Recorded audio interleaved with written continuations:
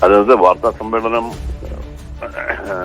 അതിന്റെ അതായത് ഇലക്ഷൻ കമ്മീഷനെതിരായിട്ട് വെച്ചിരിക്കുന്ന ആരോപണങ്ങൾക്കൊന്നും അങ്ങനെ വ്യക്തമായ മറുപടി ഒന്നും കൊടുത്തില്ലല്ലോ. സ്പെസിഫിക് ആയിട്ടുള്ള മറുപടികളൊന്നും കൊടുത്തിട്ടില്ല. ജനറലായിട്ട് ഈ രാജ്യത്തിലെ വോട്ടർമാരുടെ കൂടെ ഞങ്ങള് പാറ പോലെ ഉറച്ചു നിൽക്കും എന്ന് പറയുന്നു. പിന്നെ ഒരു കാര്യം പറഞ്ഞത്, ഈ താഴ്ന്ന ലെവലിൽ, അതായത് ഈ ബ്ലോക്ക്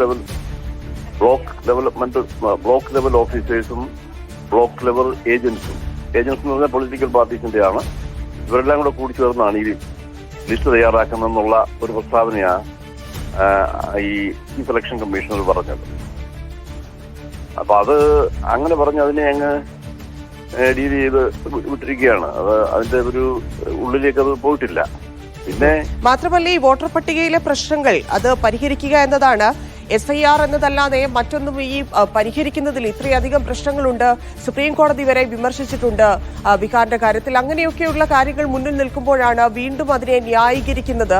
ഒരു കൃത്യമായ പരിഹാരത്തിലേക്ക് എങ്ങനെ എത്തിക്കാം എന്നതുപോലും നിർദ്ദേശിക്കാതിരിക്കുന്നത് എന്താണ് സൂചിപ്പിക്കുന്നത്? അത് വെറുതെ അതിലൊരു പ്രസ് കോൺഫറൻസ് എന്ന് പറഞ്ഞാൽ അതിനു വേണ്ടി പ്രസ് കോൺഫറൻസിന് വേണ്ടി മാത്രം ചെയ്ത ഒരു പ്രസ് കോൺഫറൻസ് എന്നുള്ള രീതിയിലാണത് നമുക്ക് തോന്നിയത്. കാരണം ഒരു ചോദ്യത്തിന് മറുപടി ഇപ്പൊ തന്നെ ഏഷ്യാനെറ്റിൽ നിന്നുള്ള പ്രശാന്ത് രഘുവംശം ചോദിച്ച ചോദ്യത്തിനൊന്നും ഒരു മറുപടി കൊടുത്തിട്ടില്ല. പ്രശാന്ത് ചോദിച്ചത് ഇതിന് എൻക്വയറി നടത്തണമെന്നുള്ളതാണ്. പല രാജ്യത്തിന്റെ പല ഭാഗത്തുനിന്നും ഇതുപോലുള്ള കംപ്ലൈന്റ്സ് വരുന്നുണ്ട്. അതിന് ഒന്ന് ചോദിച്ചാൽ അത് ടോട്ടലി ഇഗ്നോർ ചെയ്തു. അതുകൊണ്ട് തന്നെ വേറൊരാൾ ചോദിച്ച മഹാരാഷ്ട്രയില് ടോട്ടൽ വോട്ടേഴ്സിന്റെ നമ്പറിനേക്കാൾ കൂടുതൽ അവിടെ വോട്ട് ചെയ്തിട്ടുണ്ടല്ലോ എന്ന് പറഞ്ഞാൽ അതൊക്കെ ഇഗ്നോർ ചെയ്തു. അപ്പൊ അതങ്ങനെ ഈ പ്രധാനപ്പെട്ട അടിസ്ഥാനപരമായ ചോദ്യങ്ങൾ ഒന്നും ആൻസർ ചെയ്യാതെ ജനറൽ ആയിട്ടുള്ള കാര്യങ്ങൾ പറഞ്ഞ് തീർക്കുകയായിരുന്നു എന്നുള്ളതാണ് എനിക്ക് തോന്നിയിട്ടുള്ളത്. അതായത് രാഹുൽ ഗാന്ധിയുടെ ആരോപണങ്ങൾ കൂടുതൽ ശരിവെക്കുന്നതായിരുന്നു തെരഞ്ഞെടുപ്പ് കമ്മീഷന്റെ വാർത്താ സമ്മേളനം, അല്ലേ?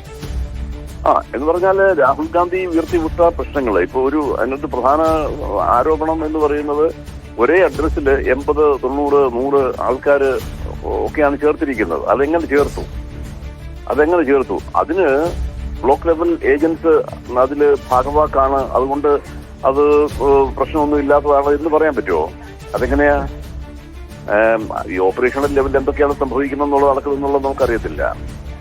പക്ഷേ ഈ ചോദ്യങ്ങൾക്ക് ഉത്തരവൊന്നും ഈ ഇലക്ഷൻ കമ്മീഷന്റെ ഈ പ്രസ് കോൺഫറൻസിൽ കിട്ടിയിട്ടില്ല എന്നുള്ളതാണ് എനിക്ക് അതിനകത്ത് ഒരു ടേക്ക്. മാത്രവുമല്ല, ഇത്തരത്തിൽ കള്ളവോട്ട് നടക്കുന്നുണ്ട്, അത് കമ്മീഷന് ബോധ്യമുണ്ട്.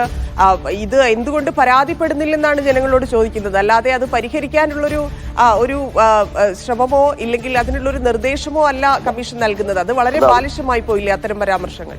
അല്ല, അതുപോലെ തന്നെ ഈ രണ്ട് പാർട്ടിക്കാരും BJPയും കോൺഗ്രസും രണ്ടുപേരും പറഞ്ഞിരിക്കുന്ന ഇതിന്റെ ഇലക്ട്രൽ ലിസ്റ്റിൽ ഭയങ്കരമായ കുഴപ്പങ്ങളുണ്ടെന്നാണല്ലോ. BJPയുടെ ആള് പറഞ്ഞിരിക്കുന്നത് വയനാട്ടിലും റായ്ബറേലിയിലും അങ്ങനെയൊക്കെ ഉള്ളത് പറയുന്നു. രാഹുൽ ഗാന്ധി പറഞ്ഞിരിക്കുന്ന മറ്റു സ്ഥലങ്ങളിൽ ഉണ്ട് എന്ന് പറഞ്ഞിരിക്കുന്നു. അപ്പൊ രണ്ടു കൂട്ടരും പറഞ്ഞിരിക്കുന്നത് ഇലക്ട്രൽ ലിസ്റ്റിന്റെ ക്രമക്കേടുണ്ടെന്നുള്ളതാണ്. അതിനെക്കുറിച്ച് ചോദിച്ചു കഴിഞ്ഞപ്പം ഒരു മറുപടി അതിനൊന്നുമില്ല.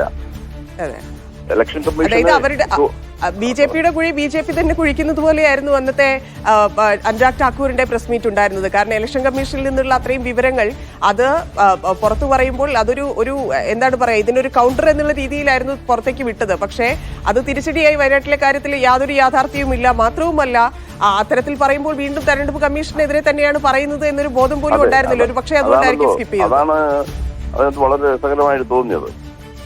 അതിനൊന്നും മറുപടി പറയാതെ വിടുക എന്ന് പറഞ്ഞാൽ മറുപടി ഇല്ല എന്നുള്ളത് കൊണ്ടാണല്ലോ.